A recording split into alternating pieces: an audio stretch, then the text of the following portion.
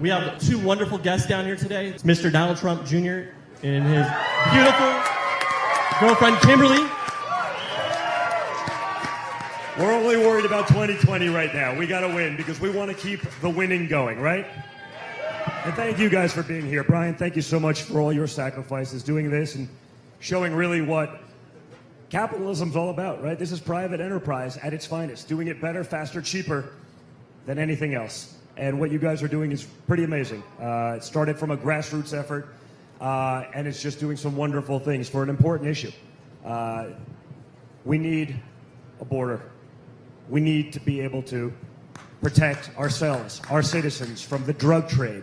We can't have a system that encourages, essentially, mass migration, all the negatives that come with that right now.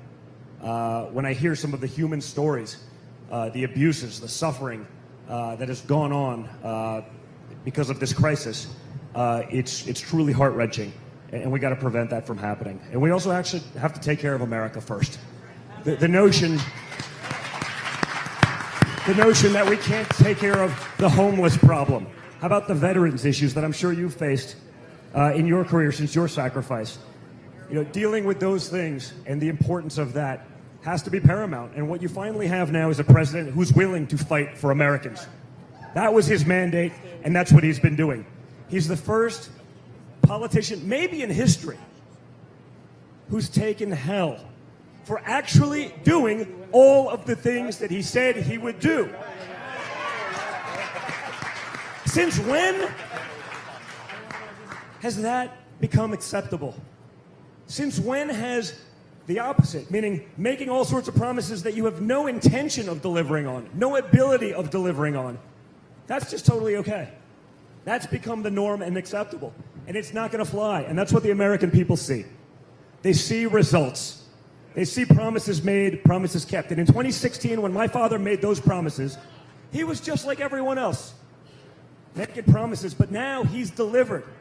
And that's why we need you. That's why we need you in our corner fighting. It's why we need you out there. You've seen what he's gone through. You've seen what they've even tried to do to me and the rest of his family. I think this week was emblematic of all of that.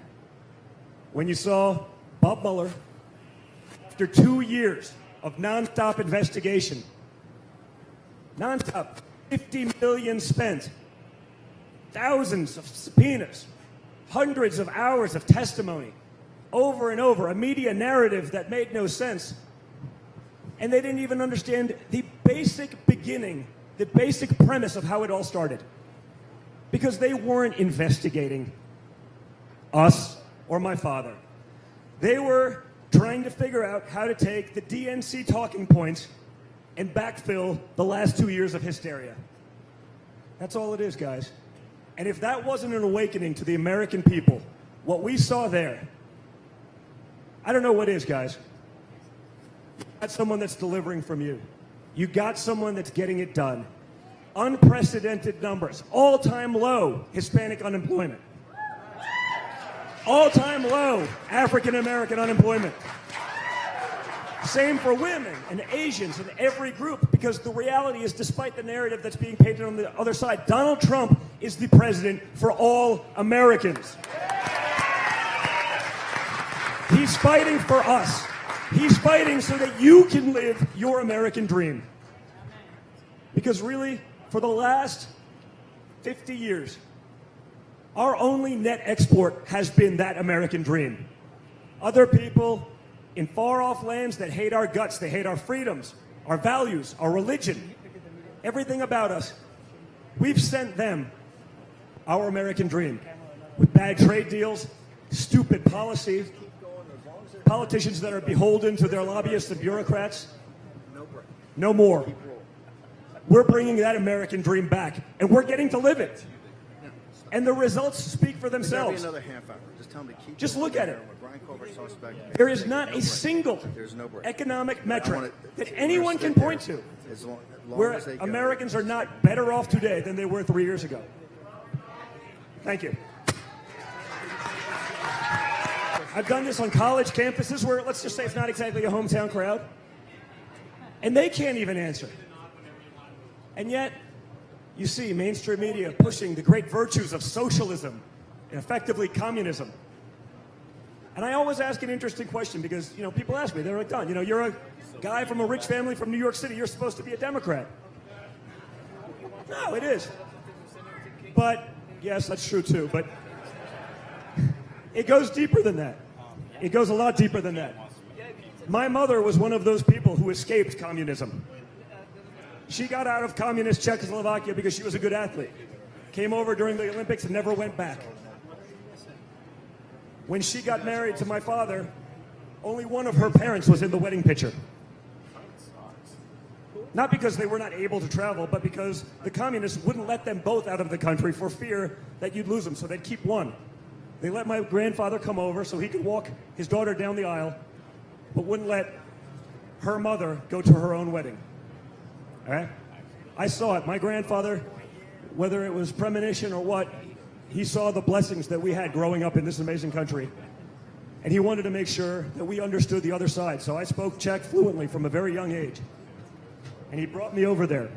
I spent 6 weeks every summer there from at the age of 6 years old till he passed away, and then I kept going back. I've actually waited in the bread lines that people talk about. I've seen the oppression, what it did, the disincentive systems it had for anyone to putting in work, for people who really wanted to do it. I actually got to experience that. And today, my grandmother, who's alive, she's 93 years old, she comes over, she visits me, she visits her great-grandchildren. And she'll sit there and she'll watch CNN on TV with tears in her eyes. Now, this is not an old, frail woman. She may be physically frail at this point, but this is someone who hid in the basement of her farmhouse for 2 years during the Nazi occupation, who lived under 40 years of communism and that occupation. She's got tears in her eyes because she's worried that what she's seeing on TV, she says, Don, you don't understand. You've never lived under it for real. You can't allow this to happen. I say, I know. I promise you, I'm out there fighting. But this woman who's been through a lot, in tears, because she fears for the future of her great-grandchildren, because of what she experienced under communism and socialism and these ridiculous policies that have failed over and over, have been the leading cause of death in modern time. Hundreds, millions of people. Oppression, starvation. And she's saying, you can't allow this to come here. And I say, she makes a good point. And I never thought about it in those terms. And yet, when I see these people talk about the great virtues, I go, why has anyone not asked the Bernie crew, really any one of the, 97 candidates on the other side right now? Find one person, one, from the former Soviet Union. Find one person, more recent times, that lived in the transition of Venezuela from a thriving country to what it is today. Find one person who's lived under that system who will vouch for it. Why is it that that person doesn't exist? Why is it that these people who've never lived under those systems other than a vacation, a honeymoon in Moscow, why are those the only advocates? That in and of itself should tell you everything you need to know. So that's what's great about what's going on, whether it's here, whether it's with that. We finally have a president who's willing to fight. Someone who's not just going to take the loss because the other side wants you to. You got the wrong guy for that. Who's not going to apologize for winning, who's not going to apologize for putting America and Americans first, and who's going to keep delivering despite unprecedented incoming, despite unprecedented nonsense, despite the greatest hoax ever perpetrated on the American people. He's going to keep fighting. Yeah, I know. I mean, it was a coup. Anyone who watched on Tuesday now realized that Robert Mueller was put in there as a figurehead. He's the former FBI. He was a decorated Marine. Trump can't attack him. He had no idea what was going on in his own investigation. I was looking. Did he read the report? This was done by the crazies, the Andrew Weissmans of the world, who was there, really excited to be at Hillary's inauguration party that night. The other ones who worked for the Clinton Foundation. They were running this sham. And if America doesn't see it, if they don't wake up, I really do fear for our future. But honestly, I see it when I come to places like this, and I speak to hardworking, dedicated Americans who just want what's best for them, their families. They get it. So despite all of the heat, despite all of the noise, they're seeing through it. And 2020 looks great. It's not going to be easy. It's not going to be easy, not because of the facts, because based on the facts, this thing should be over by now. It's not going to be easy because of what we're up against. When the mainstream media is acting as the marketing wing of the Democrat Party, when you got Hollywood and pop culture and all of these people, you know, who, by the way, all live behind walls, but they don't want you to. That's not easy to overcome. But with your support, with your help, we're going to do it. So thank you again, Brian. Thank you, everyone. Chris, for everything that you guys are doing here. Thank you. Thank you. Thank you. No, guys, you know, for my father, it was something he was just so excited and willing to do. And, you know, the reality is he's the only politician that's run in recent time. He didn't need this job. He didn't have to do this. Oh, he must have been an agent of the Russians. I'm saying, I don't know. He had it pretty good.